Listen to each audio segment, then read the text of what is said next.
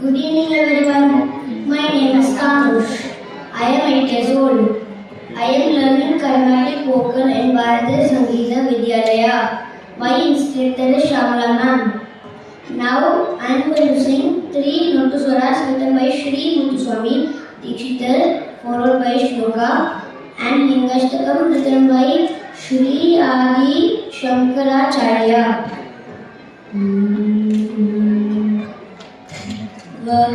वक्रतुण्डं महाकाय सूर्यकोटि समप्रभा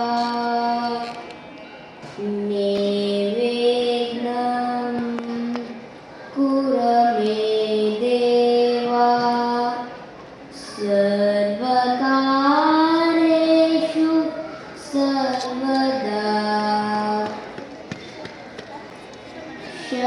शक्तिसहित गणपतिं शङ्करादि सेवितं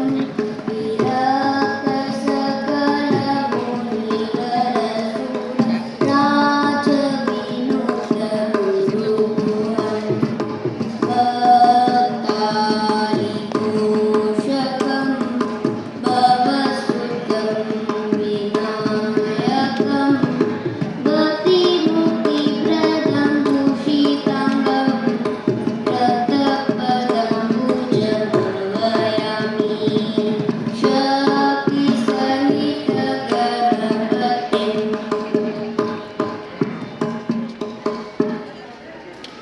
श्यामले मीनाक्षी सुन्दरेश्वर साक्षी शङ्करी गुरुभूतसमुद्भवेशी देव पामरमोचनी पङ्कजलोचनी पद्मासनवाणी हरिलक्ष्मी विनुते शाम्भवी श्यामले मीनाक्षी वन्दे मीनाक्षी त्वं सरसिजपत्रे वरदे दुर्गे नतसुरवृन्दे शक्ति गुरगुहपालिनी चररुहचरते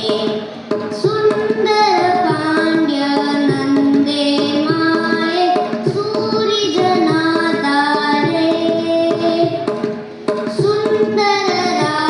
सुन्दरराजसहोदरि गौरी शुभकरि सततमः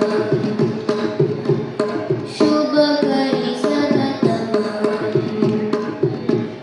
शुभकरि सततमः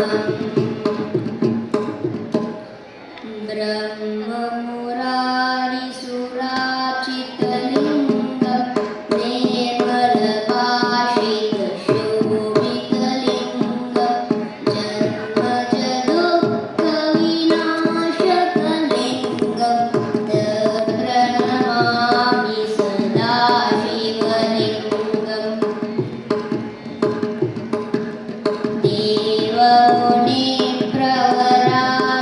देवमुनिप्रवराचितलिङ्गं कामद